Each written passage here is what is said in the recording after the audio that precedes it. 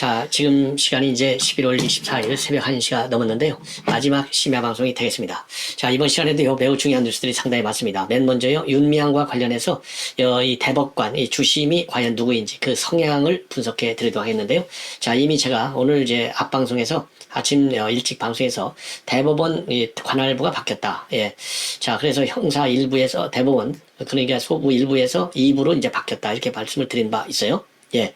자, 그래서 이 대법관 4명으로 구성되어 있는데 그 사람들의 성향을 분석해 보도록 하겠습니다. 이걸 보면은요, 윤미향의 지금 2심 판결 내용이 그대로 확정될 가능성이 상당히 크지 않나 이렇게 판단이 되고요. 자, 그 다음에는 말이죠, 지금 개딸들이 난리가 났습니다. 왜 최강욱만 지금 이 징계 처분을 했느냐, 수박은 왜 놔뒀느냐, 대단한 반발이 일어나고 있습니다. 그리고요, 민주당에는 지금 이수진 의원이 둘이 있어요. 비례대표가 있고 이 지역구 의원이 있는데 통작. 지역구 의원인 이수진 의원이 강력히 지금 반발하고 있어요. 자, 기후특위 의원인데 왜 자기는 빼놓고 다른 의원들만 데리고 의원장이 갔냐 이거예요. 더군다나 의원장은요, 민주당 출신 의원입니다. 매우 이례적인 반발 현상이 나타나서 지금 정치권에 많은 파장을 야기하고 있습니다. 자, 이 정도 이 내용을 말씀을 드리고, 자, 그 다음에는요, 이 제주 간첩단 사건 지금요, 지난 4월 달에 기소가 됐는데 여전히 1심조차도 1심에서 첫 재판이 못 열리고 있어요. 그 이유를 봤더니 재판장이 말이죠, 완전히 좌파 판사로 되어 있습니다. 야, 그래서 제주 간첩단 사건 온갖 특혜란 특혜는 다 받고 있어요. 그래서 상동 특혜를 받고 있는데 그 이유를 알아보니까 좌파 판사가 재판장이에요. 자, 그래서 이 판사 실체를 여러분께 말씀을 드리도록 하겠고, 지금 방금 막 보도가 뜨고 있는데요, 문재인 사위 수사가 굉장히 급가속되고 있습니다. 자, 문재인 소환도 임박한 것 같고, 문재인 사위 걸리면 이거 뭐 구속돼야 되겠죠? 예. 그래서 요 내용도 간략하게 말씀을 드리도록 하겠고요. 시간이 되면 이 황의조 사건의 전말도 여러분께 말씀을 드리도록 하겠습니다. 자, 그러면 뭐 맨 먼저요, 이 천대엽 관련 사건인데, 여러분들 뭐 천대엽 대법관 과연 누군지 이제 궁금하실 텐데요. 왜 그러냐? 이분이 주심을 맡고 있어요. 천대엽 대법관이 주심을 맡고 있습니다. 자, 그래서 이분은요, 지금 59세고, 연수원 21기로 돼 있고, 성향이 중도 보수. 그래서 2021년도 5월까지, 2021년도 문재인 때 임명이 된 법관이 바로 천대엽 대법관인데요. 천대엽 대법관이 이제 주심을 맡게 되어 있어요.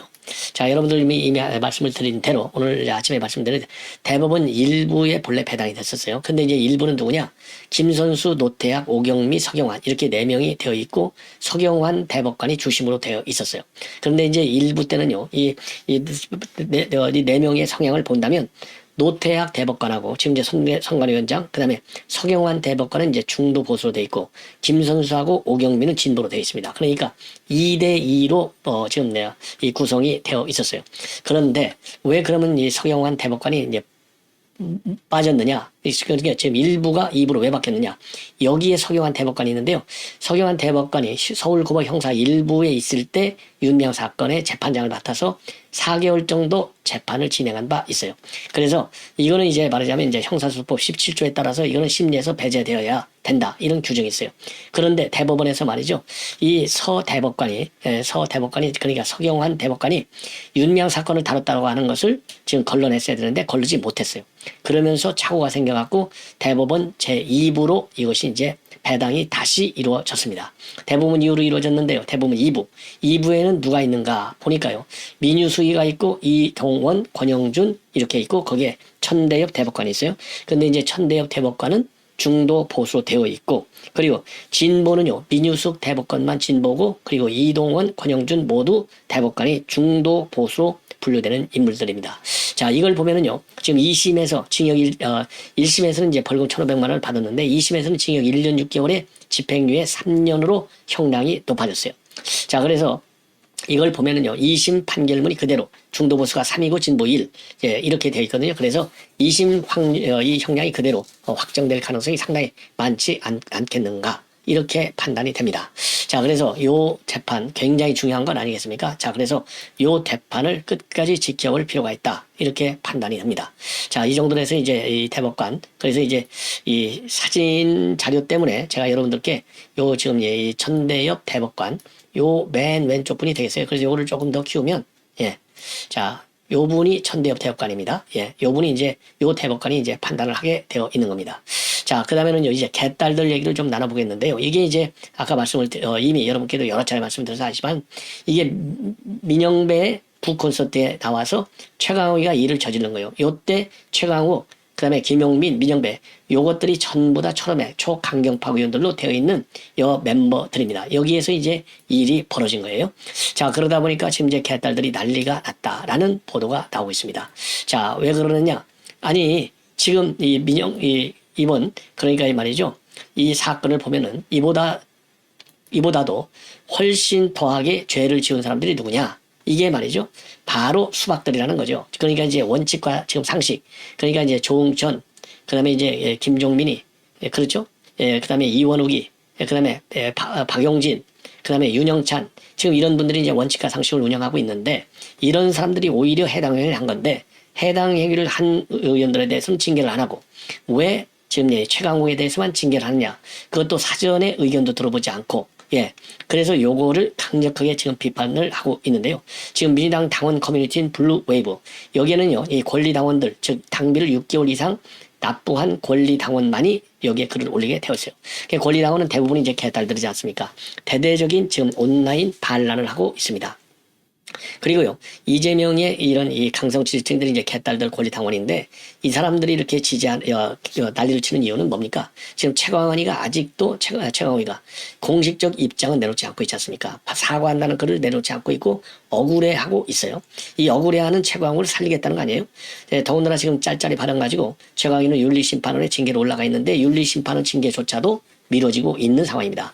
자, 그래서 이 징계 조치를 취하시키려고는 여론의 압박을 지금 만드는 것이 아니냐, 이렇게 생각이 들어요. 그래서 여기에서 지금 내놓고 있는 이 최강욱인을 감싸는, 그리고 지도를 비판하는 내용을 보면은요, 그러면 동물을 지칭할 때 수놈 암놈 하지 여성님 남성님 하냐? 정체 맥락을 보고 얘기하라. 그리고 쓸데없는 징계는 좀 그만하고 전체 문맥을 보면 암컷이 무슨 문제가 되는가. 그리고요, 최강욱이 뭘 잘못했다고 당원권을 정지시키나? 썩어 빠진 민주당 의원들보다 최강욱이가 100배 낫다. 왜 바른 말하는 분들만 징계하나? 한심한 민주당 지도부, 그리고 해당의 의원들은 징계도 못하는 주제. 해당의 징계가 이게 말하자면 이 비명계를 얘기하는 것이죠. 최강욱 의원만 만만하냐? 최강욱에 소명할 기회는 졌냐? 이렇게 옹호하는 글들이 대부분이고요. 차라리 이제는 그러면 수박 의원들부터 징계해야 될 것이 아닌가? 예. 자, 그래서 이 5적, 이상민, 이원욱, 조응천, 윤영찬, 김종민, 수박 5적. 해당 행위는 왜 처벌 안 하느냐? 조국을 버리고 추미애 버리고 김남국 버리고 최강욱까지 버리느냐? 이러한 비판을 지금 소리를 높이고 있습니다. 자, 그래서 이 개딸들의 비판의 소리 높이는 이유는요, 지금 최강욱이가 짤짤이 발언 가지고 윤리심판원의 징계 대상으로 돼 있지만 징계를 받지 않고 있는 상황이지 않습니까? 자, 그래서 이번 사건과 관련해서 최강욱에 대한 면죄부 압박 여론을 조성하기 위해서 이렇게 지금 반발하는 이 글들을 갖다가 이 커뮤니티에 대거 올리고 있는 게 아닌가, 이렇게 생각이 들어요. 예. 야, 참 기가 막힌 현상이 아닌가, 예, 이런 생각이 듭니다. 자, 그 다음에는요, 지금 이제 이수진 민주당 동작구 이 을 의원입니다. 이수진 의원이 지금 대대적인 반발을 지금 보이고 있어서 민주당 내 상당한 지금 파장을 야기하고 있습니다. 그래서 이게 이제 이수진인데요, 동작. 자, 이수진이가 이 김종호 기후특위 위원장한테 강력 반발하는 매우 이례적인 사태가 벌어진 거예요. 더군다나 지금 같은 민주당이거든요. 근데 이유가 무슨 뭐 정책 논의를 가지고 이제 막 서로 이제 충돌하고 이런 거 같으면요, 정상적인 의정 활동의 일환이라고 볼 수 있고, 이거는 또 높이 평가해야 되겠죠. 근데 이제 정책과 관련된 것이 아니라 이수진 본인이 말이죠, 기후특위 의원들이 지난 8월 달에 유럽을 출장을 갔어요. 독일, 폴란드, 네덜란드를 다녀왔는데 왜 자기는 빼고 갔냐 이거예요. 그리고 갔다 왔으면 이 출장 결과 보고서를 공유해야 되는데 왜 이것도 공유하지 않고 있느냐. 근데 문제는 지금 이 홈페이지에 그러니까 올라가 있습니다, 출장 결과 보고서가. 근데 지가 이걸 찾아보지 않고 왜 이걸 공유하지 않느냐, 왜 나를 안 데리고 갔느냐, 요것만 가지고 시비하고 있어요. 자, 그런데 이제 김 위원장은 뭐라고 하느냐, 이게 기후특위 출장 예산이 5천만 밖에 안 돼서 그 안에서 가다 보니까 그렇게 됐다 라고 해명을 하고, 어마어마하게 지금 나를 지금 땀을 빼게 만들고 있다, 이렇게 지금 반론을 제기했습니다. 자, 그러면 실질적으로 그럼 누가 갔느냐, 이게 누가 갔느냐 딱 봤더니 지금요, 딱 3명이 갔어요. 3명에다가 이제 이 행정요원이 이제 1명이 갔는데, 국민의힘에서 이제 김미애 의원이 갔고요. 그리고 민주당에서는 김성환 의원이 갔습니다. 당연히 이제 이 김종호 위원장이 같이 간 것이죠. 자, 그래서 8박 6일 일정인데, 이게 그날 그 예산은요, 이 항공비 3,100여만 원을 포함해서 4,934만 원을 썼으니까 남아있는 할당된 5천만 원을 거의 다 쓰고 온 겁니다. 자, 그래서 지금 이 민당 내에서 이 이수진의 이런 돌발 행동, 돌출 이 발언, 이 행보와 관련해서 상당히 이례적이다. 예. 그리고 이해할 수 없다. 이러한 지금 이 반응이 나오고 있다고 합니다. 야, 참. 그래서요, 이수진 의원은 이거 꼭 어린애들 같아요. 참 이런 의원들이 야, 참 배지를 달고 있으니 참 얼마나 한심하냐. 예. 그런데 어째서 누구누구만 가신 거냐? 너무 이상하지 않느냐? 아니 도대체 짬짬이로 누구누구만 가신 거냐? 결과는 우리한테 보고를 했느냐? 안 간 사람들한테 보고라도 해야 하는 것 아니냐? 이렇게 따져 묻고 또 기후투기 다른 의원들한테는 갔다 왔습니까? 이렇게 묻고 그러니까 또 다른 의원은 저도 못 갔습니다. 이렇게 얘기를 했다는 거예요. 예. 자, 그리고요. 그리고 도대체 이 다녀온 결과도 공유 안 해주고 나머지 기후투기 의원들은 도대체 뭐 하는 사람들이냐? 그러니까 다른 의원들이 이제 자기 편을 왜 안 들으냐? 요렇게 시비를 하는 겁니다. 자, 그러니까요. 김 위원장이 나를 땀나게 만드는데 일단 예산이 없었다. 그리고 기후투기 출장 예산이 5천만 원이었기 때문에 더 갈 수도 없었다. 예. 이렇게 지금 답변을 하니까요. 아니 예산도 좋은데 그럼 어떤 기준으로 간 거냐? 정말 우리도 가서 공부하고 싶은데 기회를 왜 안 줬느냐? 이렇게까지 끝까지 따지고 나서는 겁니다. 자, 그러면서요. 예, 그러면서 이런 식으로 운영하면 절대로 안 된다. 답답해서 하는 얘기니까 뭔가 조치를 해달라. 이렇게까지 몰아세웠어요. 자, 그러니까 이제 김정우 위원장이 앞으로 투명하게 공개적으로 예산 범위 안에서 몇 명이 어떻게 갈 수 있었다는 것을 좀 더 공정하게 처리하겠다. 이러면서 상황이 끝났다고 합니다. 자, 이게 근데 국회 이제 홈페이지에 말이죠. 이 출장 보고서가 전부 다 올라가 있다고 그래요. 자, 그래서 지금 이제 이걸 보고 말이죠. 지금 국회 보좌진들 그리고 민주당 의원 측에서는 이건 해도 넘어오는 건 아니냐. 예, 이런 경우는 참 처음 봤다. 그리고 출장지가 만약에 유럽이 아닌 다른 곳이었다 한다면 이렇게까지 따졌겠느냐. 이러한 반론도 지금 상당히 나오고 있다고 합니다. 예. 야, 참 어린애들 같으죠? 예. 자, 이번에는 말이죠. 이번에는 이제 아까 말씀을 드린 대로 지금 이제 황의조. 예. 황의조 선수가 지금 난리가 났어요. 그래서 이제 황의조 선수가요. 예, 최종적으로 지금 현재 경찰의 수사 내용을 보면은 자, 이렇게 해서 이제 안녕하세요. 축구선수 황의조입니다. 이렇게 해서 별도의 입장문을 지금 내놓고 있습니다. 자, 별도의 입장문을 내놓고 있는데요. 요거는 이제 천천히 제가 말씀드리도록 하겠고, 예, 말씀드리도록 하겠고, 이제 문제는 뭐냐? 요거가 이제 여친이다. 참, 전 애인이다. 이렇게 하면서, 이 황의조 선수하고 성관계에 맺은 영상을 공개하고 폭로하고, 그리고 이제 이것이 이제 이 발단이 돼가지고 이제 황의조 선수가 이 여성을 이제 고발하고 이 여성을 찾아달라 고발하고 나섰어요. 그러면서 그 과정에서 말이죠. 이제 황의조 선수도 이 영상을 촬영했다. 불법으로 성관계 영상을 촬영했다. 불법이다. 이렇게 해서 이제 피의자로 신분이 전환되는 상황으로 이루어졌어요. 그러니까 이제 황의조 선수가 맨 먼저 전에 내가 당신은 연인이었어. 이렇게 주장하면서 이 동영상을 퍼뜨린 사람을 갖다가 말하자면 이제 고발해가지고 이제 이 여자도 피의자가 됐고 결국은 구속이 됐어요. 그때 이게 알고 봤더니 이 구속된 여자가 형수로 되어 있어요. 이게 얼마나 놀라운 일입니까? 근데 이 형수하고 형은 황의조 선수의 사실상의 매니저 역할, 모든 해외 행사에서 같이 다니고 같은 숙소를 썼다고 합니다.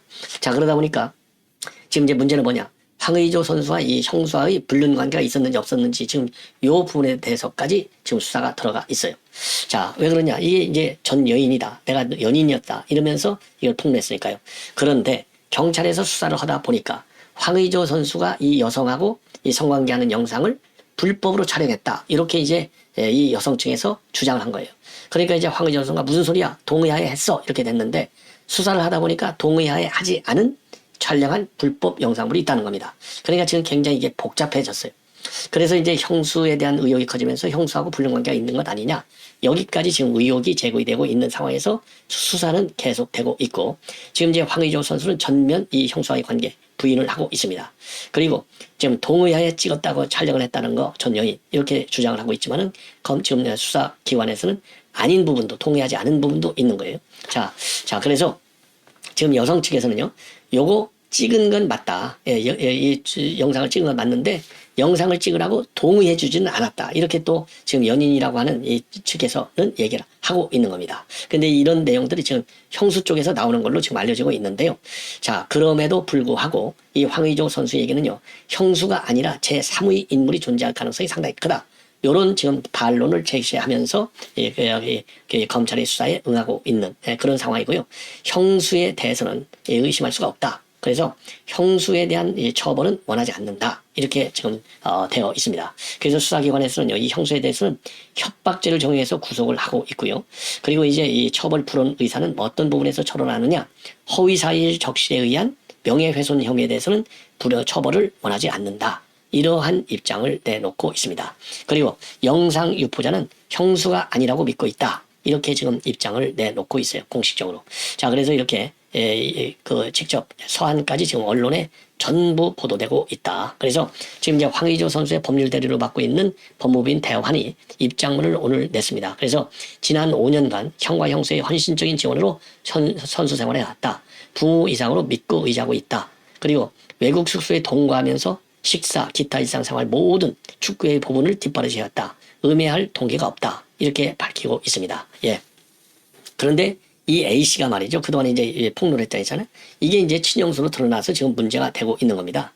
그리고요, 지금 황의조의 수입은 모두 부모가 관리하고 있기 때문에 일가에서 제기되는 형제 간의 금년 다툼이나 형사의 불륜, 이런 의혹은 전혀 사실이 아니다. 그러면서 어떤 경위로 형수에 대한 피의 사실과 구체적인 수사 내용이 유포되고 있는지 파악 중에 있다. 그리고 영상 유포 및 협박이 동일인의 소행이 아닐 가능성에 주목하고 있고 전문적이고 조직적인 자들의 소행일 확률에 대해서 의심하고 있다. 이렇게 밝혔습니다.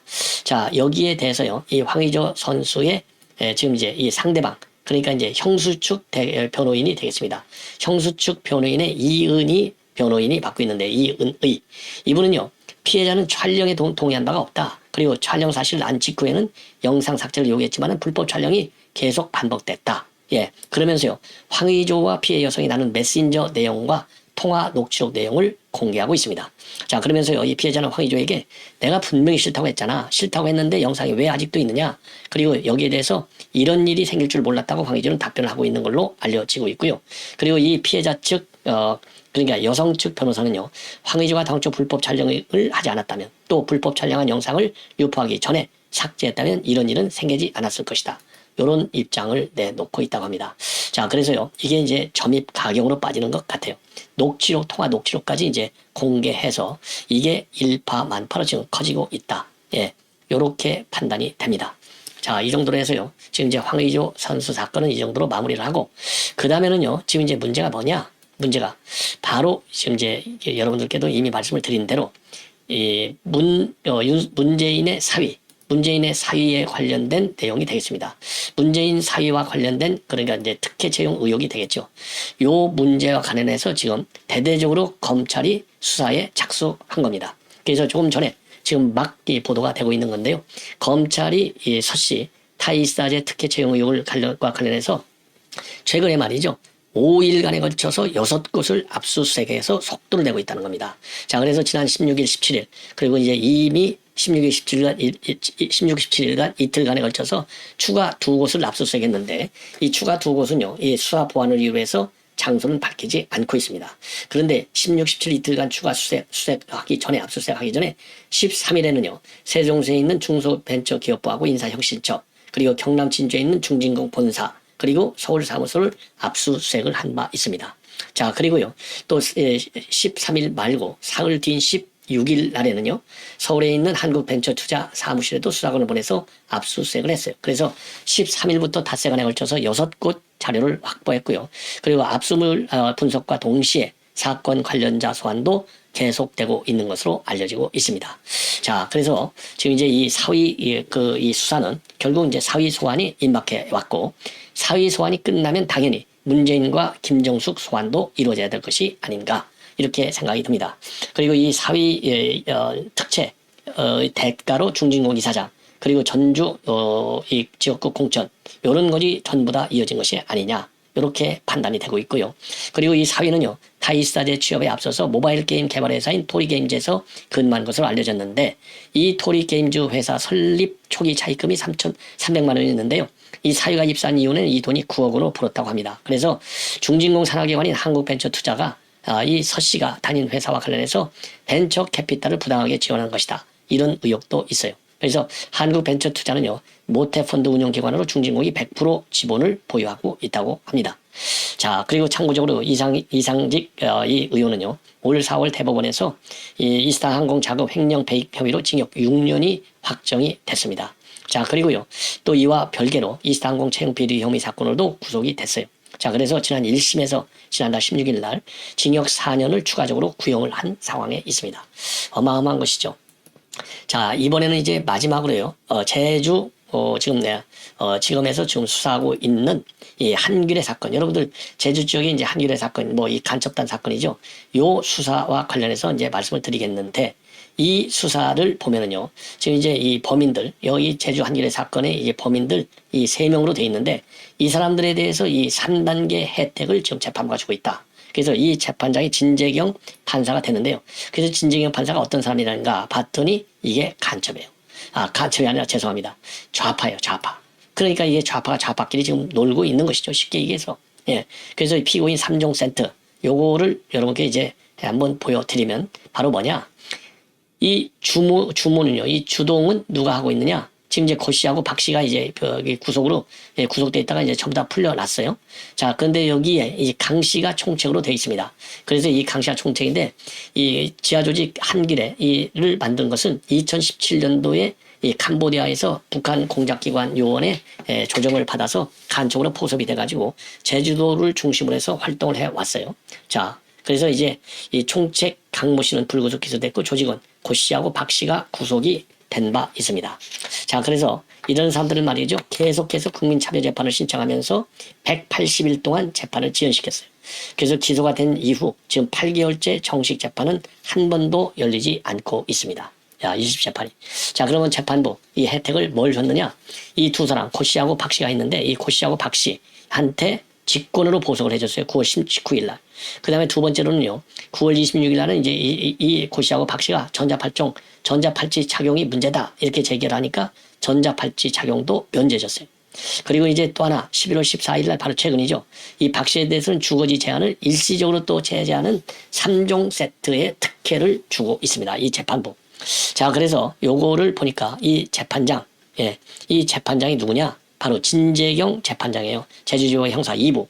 이 진재경이는요, 연수원 36기로 되어 있는데, 이게 이제 부장판사인데요. 진보 성향의 이 판사부인 여러분들 잘 아시다시피 국제인권법연구회 소속. 이건 누구냐? 김명수가 왕초. 김명수가 회장했잖아요. 자, 그래서 김명수 때 말이죠. 서울 서부지법, 중앙지법에 재직하다가 작년 2월에 지법으로 발령이 돼서 요 사건을 맡고 있습니다.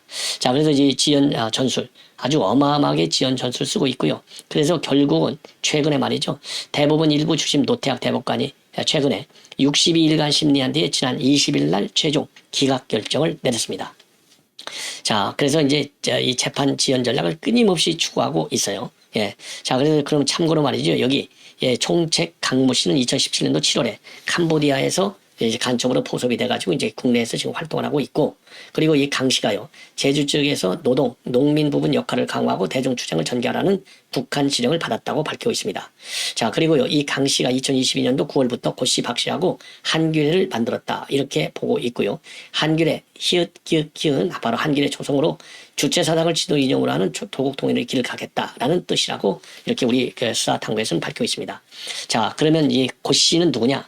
고 씨는요, 전국농민회 총연맹 사무총장이에요. 자, 그리고요, 이 박 씨는 누구냐? 박 씨는요, 노동 부분을 맡고 있는데 진보당 제주도당 위원장으로 되어 있습니다. 자, 그래서 여성 농민, 청년, 학생 부분은 총책인 강 씨가 담당을 하고, 그리고 전농은 고 씨가, 그리고 이제 이 노동 부분은 바로 이제 박 씨가 중점적으로 맡아왔다고 합니다. 자, 그래서 이 제주 간첩단 사건이 왜 이렇게 지연이 되고 있나 봤더니 바로 좌파 판사가 재판장이기 때문에 그렇다. 이게 얼마나 충격적입니까? 그래서 김명수의 잔당 세력들이 지금 알박기 인사들이 도처에 딱 자리를 잡고 있어갖고 대한민국의 법치주의를 지금 무너뜨리는 역할을 계속하고 있다. 암적인 존재 이 판사들, 전부 말이죠.